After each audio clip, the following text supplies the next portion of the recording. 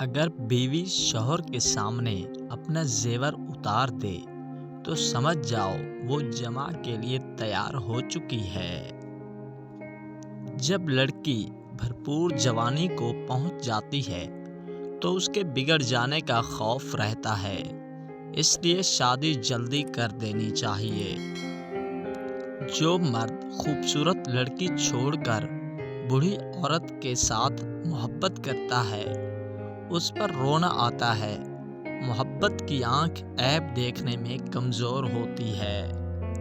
ہم بستری کے دوران اگر عورت بے حس و حرکت لیٹی رہے اور کوئی گرم جوشی نہ دکھائے تو سمجھ جاؤ وہ ناخوش ہے۔ آج کل مرد عورت کے جسم تک پہنچنے کے لیے دو کام کرتا ہے، ہمدردی دکھاتا ہے، حد سے زیادہ تعریف کرتا ہے، اور جب مرد اپنے مقصد میں کامیاب ہو جاتا ہے تب عورت اس کے لیے کوئی معنی نہیں رکھتی، تو پھر عورت کہتی ہے کہ مرد بدل گیا ہے۔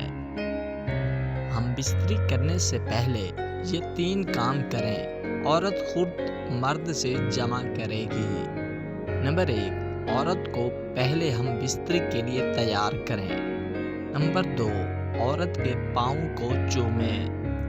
نمبر 3، عورت کے پستان کو چومتے رہو، اس سے عورت جلد فارغ ہو جاتی ہے۔ بیوی کی صرف ایک خواہش کبھی پوری مت کرنا، اور وہ ہے فضول خرچی، ورنہ زندگی بھر پچھتاؤ گے۔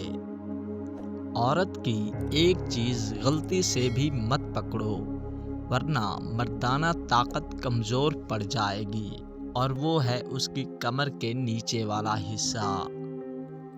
جب بیوی تم سے سوالات کرتی ہے تو اس کا مطلب یہ نہیں کہ وہ تم پر شک کرتی ہے، بلکہ وہ تمہارے اور قریب آنا چاہتی ہے۔ جو عورت ہم بستری کے دوران بار بار اپنا منہ کھولتی ہو تو مرد کو چاہیے اپنی انگلی سے اس کا منہ بند کرے۔ ایسا کرنے سے دونوں کو مزید لذت حاصل ہوگی۔